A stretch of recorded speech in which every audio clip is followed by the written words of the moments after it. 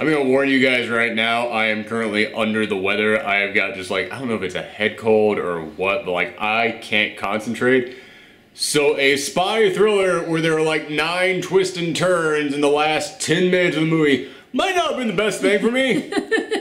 But I've been looking at the reviews for this film from everyone else. I don't think it was just me, but we're gonna try and figure that out today because this is our post-Geekout reaction for Atomic Blonde. For anybody out there who has not seen a post-Geekout reaction before, by the way, I'm Aaron. And I'm Michelle. I normally introduce us before I go to this. This is Cosmo's butt. That's Cosmo's butt. Cosmo's a sleepy boy. Yes. Yeah, can we get Cosmo in the shot? Cosmo! Hey, okay. Hey. Yeah, Cosmo's being very well behaved today. For once. But yes, as I said, this is our post-Geekout reaction for Atomic Blonde. The post-Geekout reaction is not a review. The reviews, I sit down, I think of everything that I want to say, I write it all out, and there are no spoilers. The post-Geekout reaction is just our open, honest thoughts about the thing that we just watched. And that's going to be a little bit difficult today because Michelle did not see this. Nope. She had no interest in checking it out. No, not really. Which I find very interesting because, like, I've seen so many women online like, yeah, strong female character. Oh, she's an LGBTQ character. That's amazing. And like, we were talking about this right before. Yeah, like, it's like, for me, it just feels like fan service. It doesn't feel like they're... It doesn't feel like they're being sincere. It's like, oh, look at this totally hot blonde who can kick ass and she makes out with this really hot French girl. It's like your biggest fantasies come to life. That's, yeah, we were talking about this and I said, that's what makes me realize I'm getting older. But it also makes me realize, like, culture and, like, filmmakers are changing because back in, like, the late 90s and early 2000s, you would see a lot of stuff out there like this, and nobody looked at it as like, oh, they're promoting strong female characters. Oh, they're creating a film with an LGBTQ character in there. Everybody just looked at it as like, you're just making a film where a hot chick kicks a lot and then makes out with other hot chicks because you know that the straight dude audience out there wants to see that. But now it's like, no, we're doing this because we don't just want a straight female character. We want to get like some bisexual female characters in there. It's like, is this pandering or fetishizing or? That's the other thing. Is like, man. I thought we were gonna like get into this like half an hour into this video. Yeah, that's the thing that gets me about it. Is like, I want to see films that feature LGBTQ protagonists. Yes. I think that's awesome. Mm-hmm. However, are you being sincere? Or are you fetishizing this lifestyle? Are you kind of going, it's like, oh, well, bisexual women, that's hot. And it's like, well, it's not hot to them because it's just their lifestyle. It's like, are you being sincere about this? Or are you just trying to create something, like I said, for how we looked at back in the 90s, where it was like, just creating stuff for the straight dude audience. I think what makes it like, I think what separates it is like, does it have any importance to the plot? Yeah, I think, well... Not even that. Well, like, does it have importance to the character? Yeah, that's a better way of putting it. Yeah, and you saw this movie. It has nothing with the plot. Okay, well, and nothing what about the character? Now, I won't even say that because her connection to this French character, that does lead to something important. So it kind of does, but her actually, like, hooking up with her, I don't know if that was necessary, but... I will say there's a moment where they're like cuddling in bed and talking, and I'm like, you know what, that actually feels genuine. That actually feels kind of real. So I'm like, I'm still in that mindset of like, were you sincere about this? I don't know. Because it's like, it's one of those where it's like, I really want to applaud you if you are sincere. But were you? And it's like really hard for us because like we're not in the LGBTQ community. Yeah, it's one of those things where it's like, we can't judge this. Yeah. I just have to step back and listen to what everybody else says. Yeah. But, yeah, so, alright, so that's that awkward conversation out of the way. Now to get to the actual movie. As I said, Michelle did not see this, and yeah, you had no interest in it, but I kind of wish you did because as I started this video off by saying, man, something is up with me today. Like, I got 0 sleep last night. 0 sleep. I called out to work, and they actually never replied back to let me know they got the message. So I was like, fuck it. It's too late, and like, if I leave now, I can make it to work. And I'm one of those guys who always feels guilty when he calls out sick to work. Mm-hmm. So I was like, fuck it, I'll go in. And then like, as I was on the train, I got 1 stop away from where I get off to go to work, and then I got the text, all right, man, feel better. It's like... Guess I'll take that 40-minute ride back now. Alright, cool. But then when I got home, I realized that Doomfist just dropped on Overwatch, and everyone at work knows I'm the Overwatch guy. And I was like, not a single goddamn one of them believed that. None of them believe, like, don't get me wrong. I haven't played anything all day because I've just been like out of my mind like in a daze. Like I'm a witness. This poor guy needed rest. Yeah, I got no sleep, just had a headache, just was dizzy. I don't know what was up. But these videos got to go up, so I still went to go and see this film. And was this or the Emoji Movie? And I am seeing the Emoji Movie because you guys love watching me review bad films. But I ain't gonna do that when I'm like in the midst of a fever dream. Maybe you should. Maybe it'd be better if you did that. I'm just tweaking out there and like in the audience, just like with like little emoji faces swirling around me. God, that got me dizzy there. But yeah, so I bring that up because like I was watching this thing and I was like, I cannot follow this fucking story at all. Like I know what they're doing. There is a list with the names of a bunch of secret agents on there, and if it gets out, it's gonna put all their lives in danger. It's a plot we have heard 1,000 times. There is nothing original to that plot. The only original thing is that the list has gone missing in Berlin, like just a few days before the Berlin Wall came down. Like, yeah, so it's an actually very interesting scene, and like you constantly see like news reports and stuff like going up. They're like showing like, oh, tensions rising in the street, and like you know it's kind of like a ticking time bomb going down to this. And one of the cool things about this film is that like they have to keep going back and forth between the east side and the west side. So seeing them actually having to cross it when they go back and forth, like that's actually a really cool idea. And I've never really seen like a spy film kind of set like right at that moment. So that's something very original to it. But aside from that, it is just a real, like I said, the premise itself, like we gotta get this list with the spies' names. We've seen that 1,000 times. Like aside from the setting, there's nothing really original to this. But then it goes into all these twists and turns, and like they keep bringing back all these little things, and it's like I make it sound like it's a really fascinating plot, but I was looking at this as like this doesn't seem like there's a guy in there who he saw the list and he's got photographic memory, so he memorized the list. So now in addition to having to get the list, they also have to find a way to get this guy and his family out of Berlin. I was like, well, that doesn't seem necessary to this plot at all. And then there's like a guy who makes watches that create messages in them. Like if you examine every little piece of like the gears, it spells stuff out. So it's like he's like the guy who comes up with like all the secret messages they have to exchange. It's like, that's a cool idea, but you don't really like, it's a cool idea, but like it basically amounts to, I need a map of this place, come back tomorrow, leaves the store, comes back. Like, so, all right. So good ideas, but bad execution. Not even good ideas. I'm not even going to say that. Because there are some good ideas in here. Although I will say, that's the thing. I don't think there are good ideas in here. There is great execution. This is the absolute, like, pinnacle this summer of style over substance. Oh. Because, like, it looks cool as fuck. It absolutely does. Like, I will say, though, I got there right after the film started. Like, not enough time to miss any crucial information. But, like, just as soon as the film started, this entire film is dark blue and gray, and it matches the tone of Cold War Berlin perfectly. It matches, you know, that tone of like, we're in Berlin right when the wall is up and all this stuff is going down. Like, it matches that perfectly. So I'm not criticizing the cinematography. The cinematography is great. I was saying, I walked into that theater, I was just like, well, eventually there's going to be a bright scene, I'll be able to find a seat. And I like just stood there like for about 10 minutes before I was like, fuck it, man, it ain't happening. I just gotta dive in and hope that I can find a row where there's a seat somewhere. So I apologize to everyone who was in that theater, but it was at the UA Court Street, so you're used to assholes in the theater. We never talk about the theaters we go to, but the UA, we go to a bunch of different ones, but the UA Court Street is the closest one to us. It sucks. It sucks ass. It's like the only one in this part of Brooklyn that isn't the Alamo Drafthouse, and it feels like as soon as the Alamo Drafthouse opened up, all the people who respected movies was like, well, I don't have to go UA Court Street anymore. Yeah, it sucks. So it's always overbooked. It's always full of people just talking. But the cinematography is so gray and dark in here. There was a moment that someone, like 2 rows in front of me, took out their cell phone and just started texting. The light from that phone lit up half the theater. It was so dark.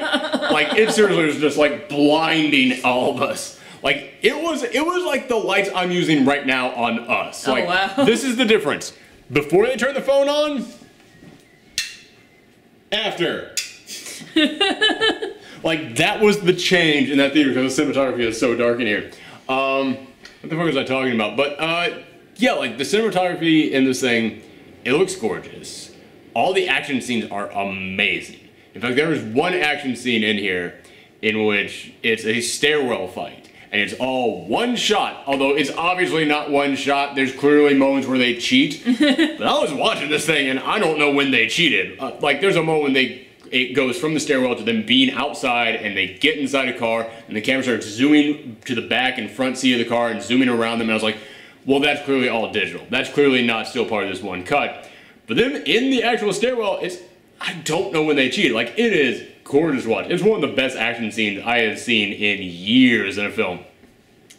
Like, it's one of those that, like, you will see this pop up in, like, whenever magazines or websites do a list of, like, the 50 greatest fight scenes in movies. Like, this will be on there for decades. It's gonna be a long time before this one gets knocked out of there. It's an amazing sequence.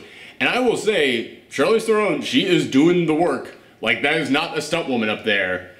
She clearly, like, studied all this stuff. And one of the things I love so much about the fight scenes in here is that, especially this fight scene on the stairwell, is that it's not one of those movies where, like, everybody is, like, super, like, acrobats, like, jumping around, like, doing amazing flips, so you gotta do tons of camera stuff. Like, it's all actual fighting. Like, it all actually looks like how people would fight. But I also mean by that, when people get hit, it looks like they got hit. Like, it's not one of those where, like, you knock someone down and then they're back up, like, oh, yeah, I'm coming in, and then they do a flip and then tumble and they're back up. You punch someone, they're like, oh, fuck, and they're coming at you. Like, there's a moment where she's fighting two guys, and she's got, like, knives, and she's, like, just stabbing them over and over again.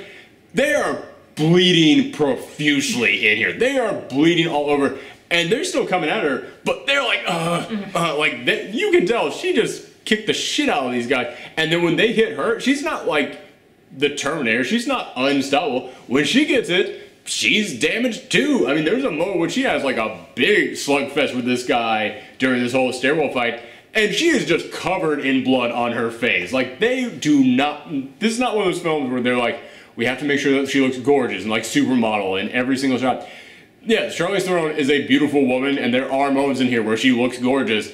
But in those moments where she actually has to go out there into the field and she's like getting in the fight scenes, she is not a supermodel in those scenes. Like, she looks like she just went into a bar and started getting into shit fights with people. So yeah, I absolutely love the action in this film. So the action, cinematography, even like, there are lots of moments in there just meant to set the tone. And they're great at first too, but I feel like they overdo it. Like, there are going to be countless scenes in here of nobody talking, no one saying anything, just someone staring off in the distance while they hold a cigarette. Like, I literally thought for like the opening gag of this, I would go to like the bodega and just buy like a pack of cigarettes.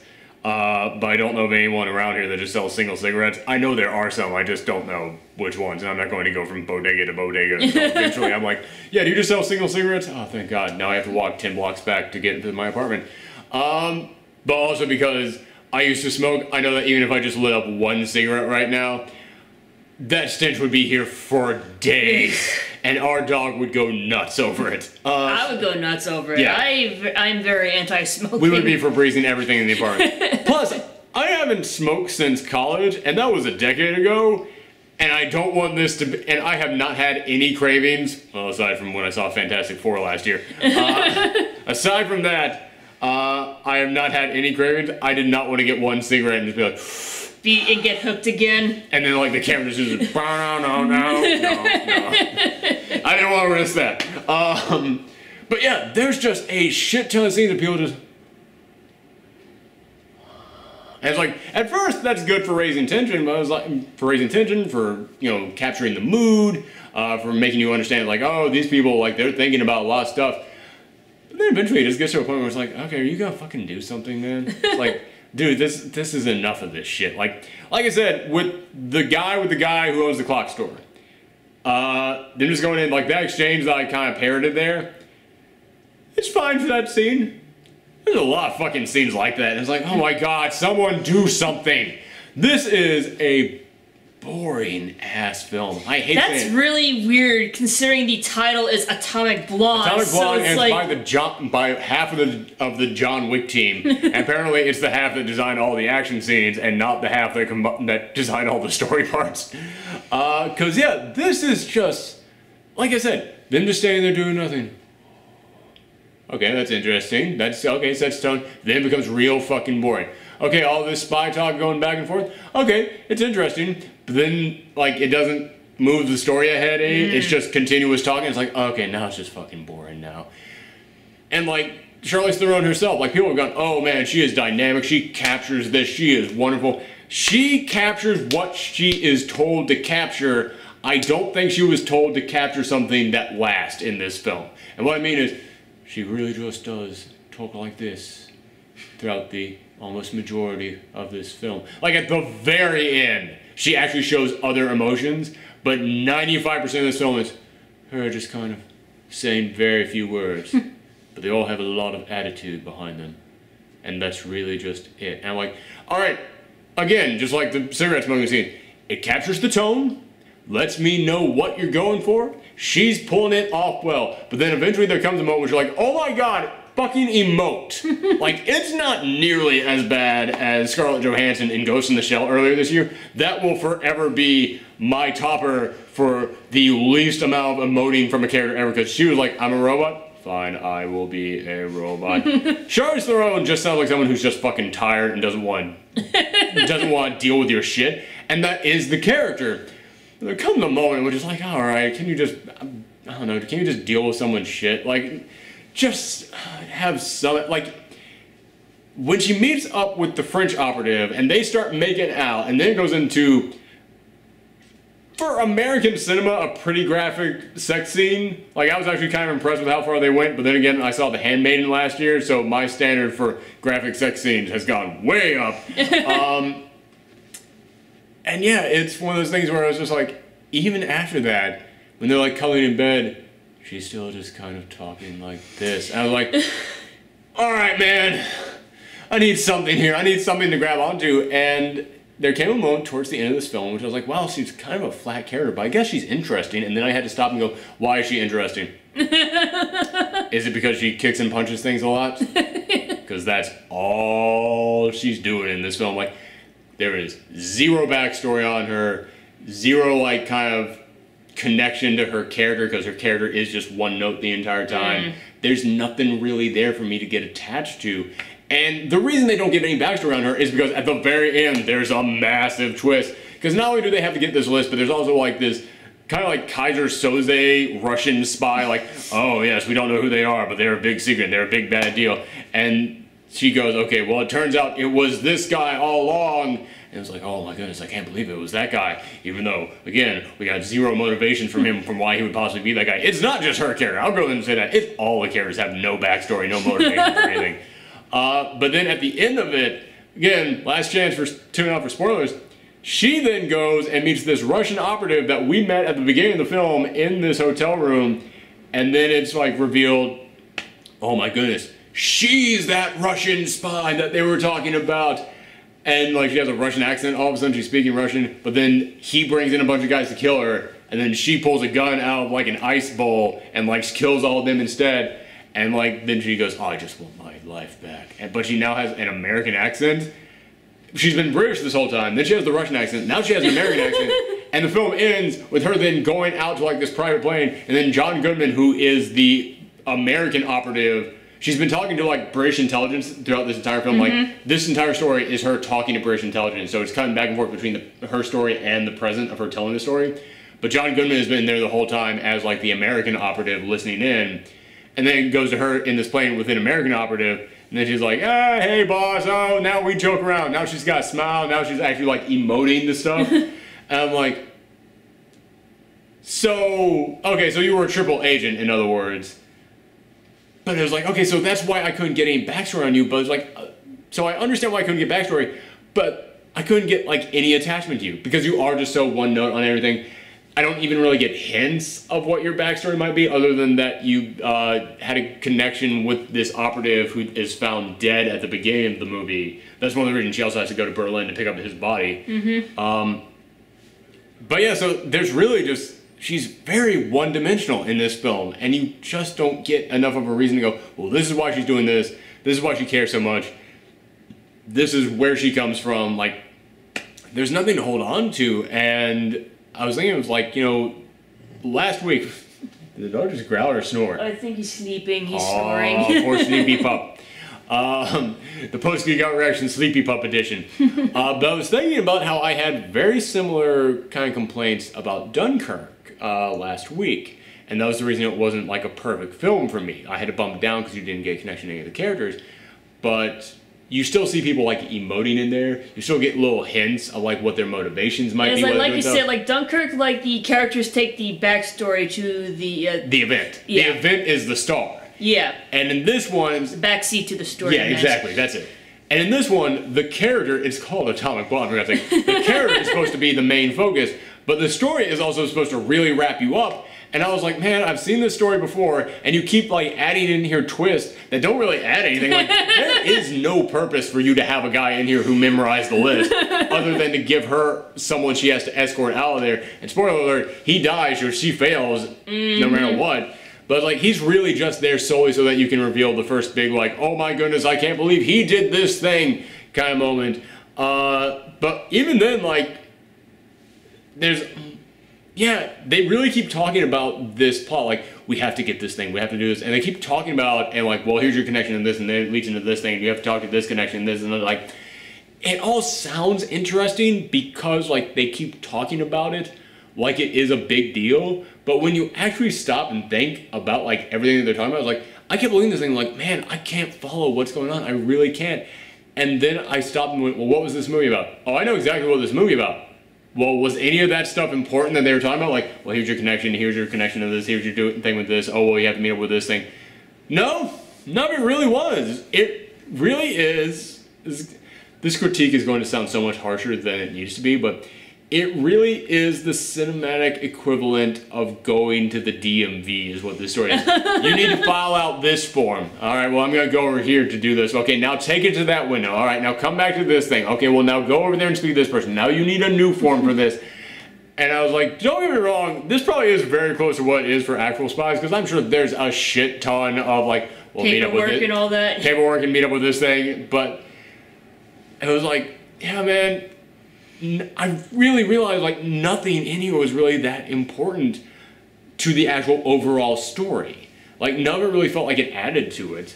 Like, anytime that they revealed that someone was doing something for a reason, I was like, well, I don't really care about that. Like, one of the big twists is that James McAvoy, he was her connection in Berlin. And he was one of these guys who, in the 80s, because in, oh God, I'm mixing up the sides, but I think it was West Berlin was the side that was like, we can't take any, like, no imports from America, no alcohol, no this stuff. No, it's the east side. It was the east side? Okay, yeah, sorry. Because the east side is the one that's closest to Russia, and that's the big communist That's why in my head I was kind of like, that doesn't make any sense. The east side should be this. Why is it the west side that's like this? So I'm glad that you backed me up, because, like, yeah, I seriously was thinking that at some point. I was like, why was the west the one that was messed up? Shouldn't it have been the east side? Man, the east side must have been real screwed up. Man, Russia on one side and the west side. Okay, good. I was just wrong. All right, cool. But he's one of those guys who was a smuggler. He was smuggling in, like, all this stuff. But they mentioned, like, yeah, he was an agent of ours, but he went full native. And then it shows, like, he's basically like he's like from a Guy Ritchie film. Like, he's basically like a hoodlum. He is just, I can't remember the exact term that I want to use, but, like, basically he's just like this stereotypical British thug. But James McAvoy is damn good in this. Like I said, you get, like, no backstory on him either, other than, like, he went over here and he turned for some reason. But he's got so much personality and delivers every line so incredibly well that it's like, you know, God, all right, fine. His backstory is supposed to be a mystery, but I can still go along with him because he is so fast. He is, like, selling that character.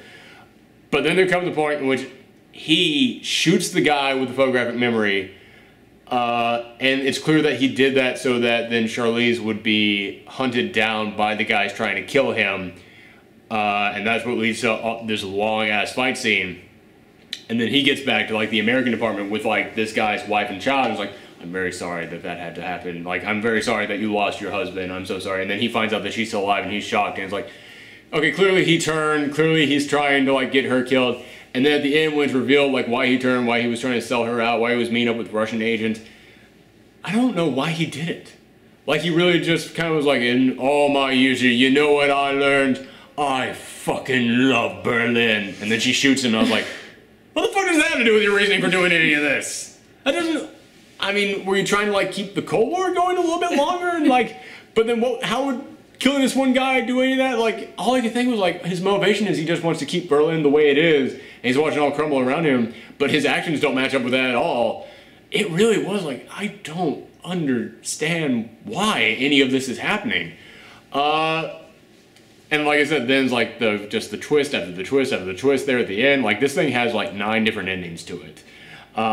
In fact, I kid you not, there was a moment when it went into the ending of her meeting up with the Russian agent, a guy way down on the same row as me literally just went, just fucking end already. Yeah, my audience did not like this movie. I can honestly, like, there were groups, like, I usually wait till the credits are done.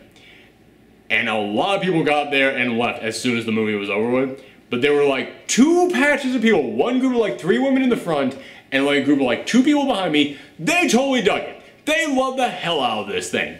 However, I will say, when I went walking past the 3 women, they were having a big conversation about, like, they were getting really interjected into it. And when I listened in, their conversation was, okay, so this guy was this thing, but he wasn't that thing, and she was doing this to that guy, but he wasn't doing this for, like, it wasn't like they were even explaining it. They were trying to piece it together. Like, they clearly did not understand this film either. Because, like I said, it's a simple-ass plot. But they make it so much more complex than it needs to be, and making it more complex than it needs to be really just makes it boring. That's why, compared to the DMV, it's like, alright, it really feels like I should just be able to go right up to this window and get shit done, but you're making me go through all these different hoops, and I'm bored out of my fucking skull doing it.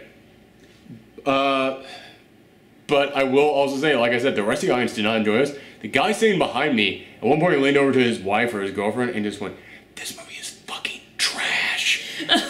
And she was just like, eh. Like, she didn't try and argue with him at all. And it was like, alright. And then as soon as the movie was over, the 2 people sitting right in front of me, I couldn't hear their conversation. But again, the husband like leaned over to the wife, and this is all I saw from their silhouette.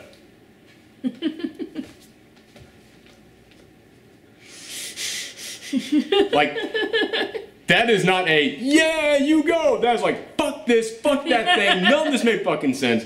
But I will say, I did not hate it as much as those people did. I would not even say I hated this thing. Like, I would give this a solid 6 out of 10.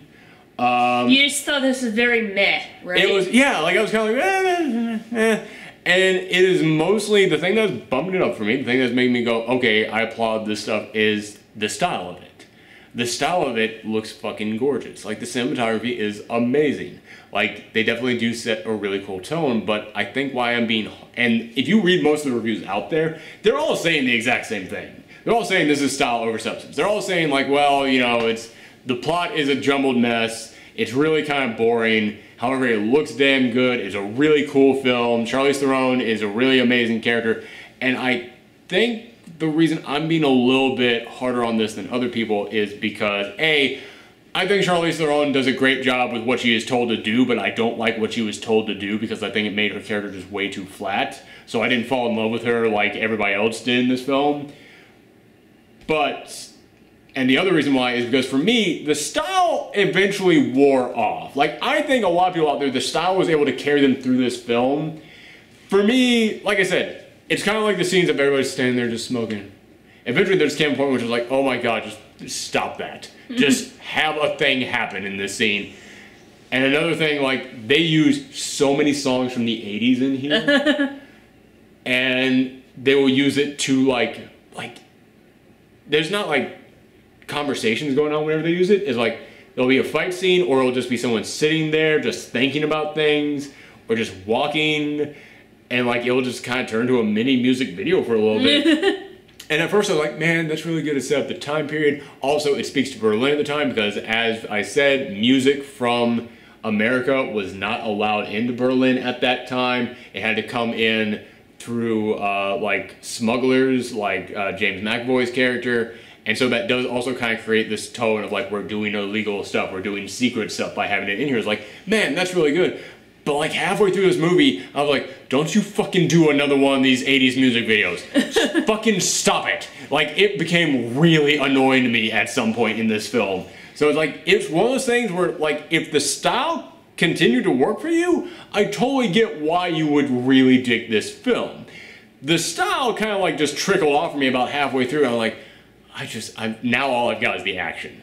All I gotta look for is the action, and the trailer for this, it's nothing but her just kicking ass. Just nonstop. You've seen, aside from the hallway fight scene, you've seen every fight scene in this movie. You've seen them all, guys, and that is spread out over 2 hours. And yeah, that hallway fight scene, amazing. I'm giving this an entire other point just for that. But, God, man, it is really, aside from the fight scenes, there's nothing really to grab onto. The style wore out on me about halfway through. Our dog is stretching. Yeah, and like trying to shove me out of the way. Oh, big fluff boy. We're almost done. We're almost done, buddy.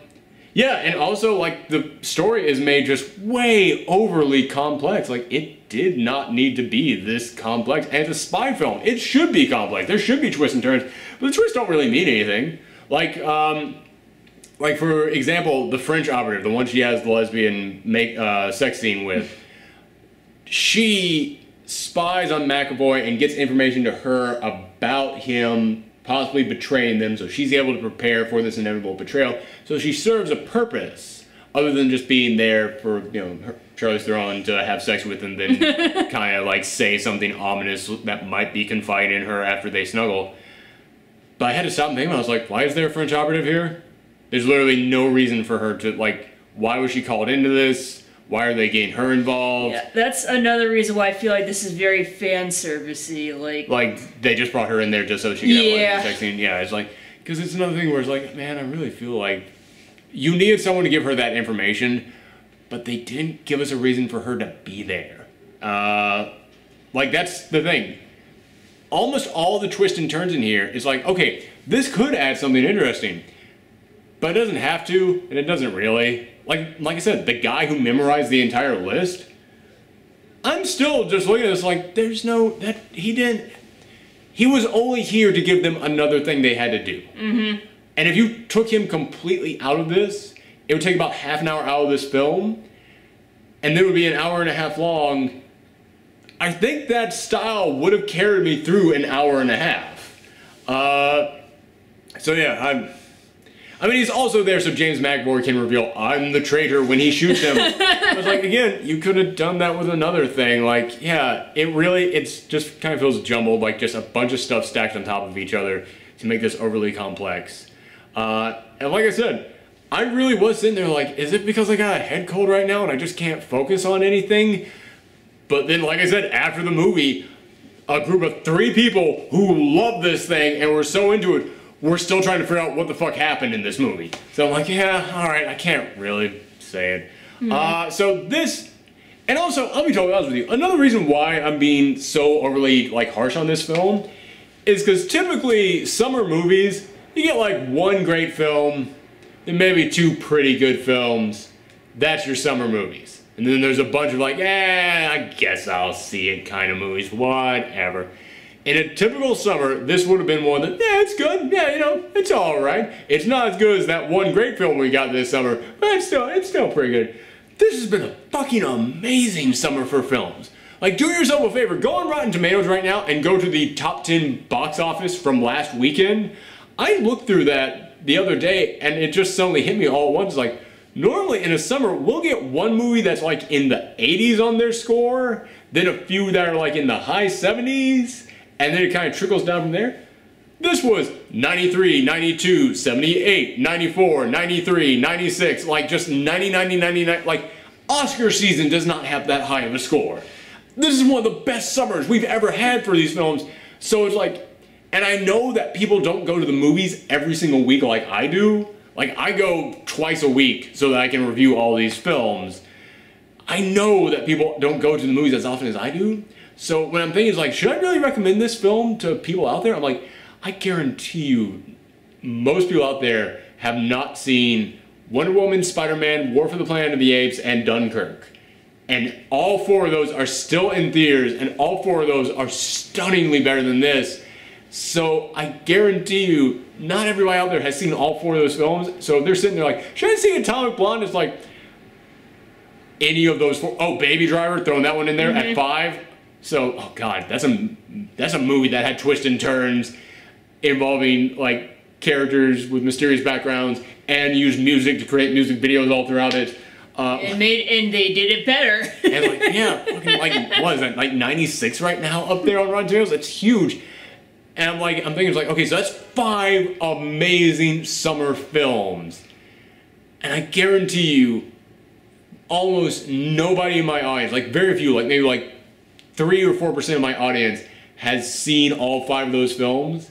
So when it comes to me having to recommend to people, should you go and see Atomic Blonde, I have to stop and think, it's like, when like 95% of my audience has not seen all 5 of those movies and all 5 of those movies are still playing in theaters, go see one of those 5 films that you have not seen yet. Like, they are amazing films. And it's like I said, even in Oscar season, I don't have that many, I can't name 5 films that's like, you have to go and see one of these 5 films. Like, this is a stunning time. It's like, if this had come out any other year, if this had come out even in like September, when we're in that drought, and it's like, there's not gonna be anything until Oscar season now, then I'll be like, yeah, you know, it's pretty good. It's like, man, there's just way too much good shit out there, and I can't recommend somebody when there's so much good stuff out there in the theater right now, spending $15, $16 on a film that's like, yeah, you know, it looks really cool. It looks cool, like, and that's the best thing that I can say. However, it looks so cool, and the fight scenes are so amazing, and even though Charlize Theron's character is one-dimensional, there's a lot you can do with the one-dimensional character, because that means that they haven't had anything really written for them. So this has the promise of going on to being something bigger, to being something better, to basically like, So you think there might be a sequel? Well, it could do very well at the box office. Like, there's a lot of positive buzz for this. So if it does get a sequel, I would be interested in seeing what somebody who could write something better for this character could do with it. Okay. Because I'm not, like, I didn't walk out here hating the character. I just walked out here going, like, man, the character doesn't really have anything to her. But when a character doesn't really have anything to them, that means that it's an open tapestry.